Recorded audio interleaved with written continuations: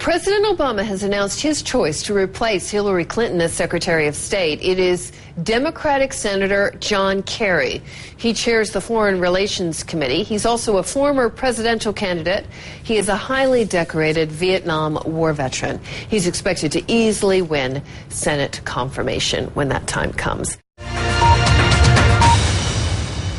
John Kerry had hoped to get this job 4 years ago. Instead, he became the president's good soldier in the Senate, pushing the administration's agenda as best he could. He's also been President Obama's unofficial envoy to various hotspots. He quietly lobbied the Afghan president Hamid Karzai to accept an election runoff in 2009. In Pakistan last year, he soothed frayed nerves in the aftermath of the Osama bin Laden raid. My goal in coming here was not to apologize. My goal has been to talk with the leaders here about how to manage this critical relationship more effectively.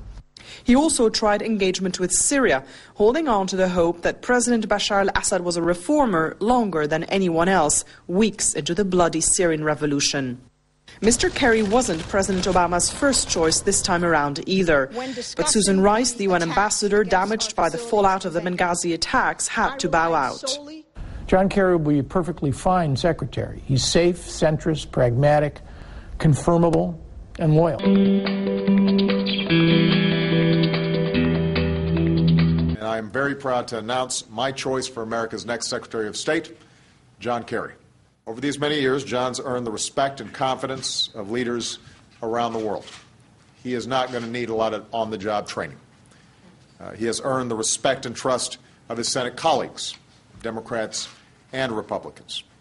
I think it's fair to say that few individuals know as many presidents and prime ministers or grasp our foreign policies as firmly as John Kerry, and this makes him a perfect choice to guide American diplomacy in the years ahead.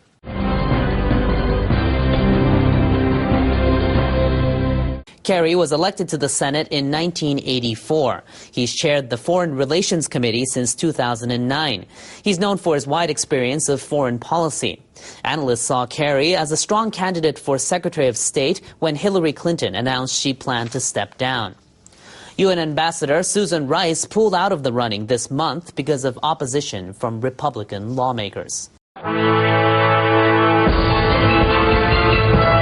Born to a wealthy family in Colorado, John Kerry went to elite boarding schools along the East Coast, where he developed a love of cycling, sailing and politics. He became an officer in the Navy Reserves and in 1968 had a short tour of Vietnam. On his return, he was an outspoken opponent of the war, testifying in Congress against US government policies. A career in law followed. He became a district and private attorney in Massachusetts before his first taste of public life as the state's lieutenant governor in 1982. He was voted into the US Senate 2 years later and became involved in high-profile foreign policy and anti-corruption investigations. A soldier-like stance that would come under fire. Kerry's Vietnam War record was intensely scrutinized and by some former veterans discredited.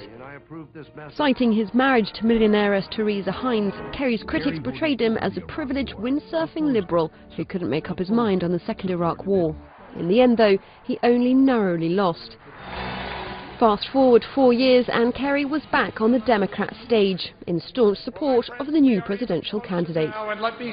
When Barack Obama first took office, Kerry just missed out on the Secretary of State job. Instead, he became chairman of the Senate's Foreign Relations Committee. In the past 4 years, Kerry has often been used as an overseas message bearer for the White House, especially in the Middle East and Afghanistan, where he's helped implement US foreign policy, perhaps a taste for him of what's to come.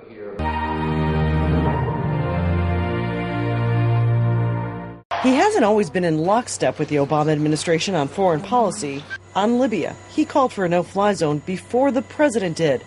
He pushed the administration to call for Hosni Mubarak's resignation early on and publicly chastised the White House for demanding a halt to Israeli settlements as a precondition to peace talks.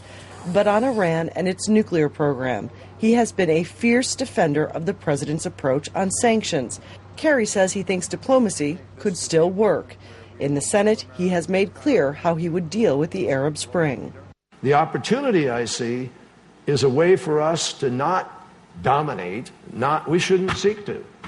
We should seek to cooperate. we should seek to find a way to do a new kind of Marshall Plan effort where we're investing and helping these countries to create their own legitimate relationship with their people that actually moves into modernity as they choose to move into it.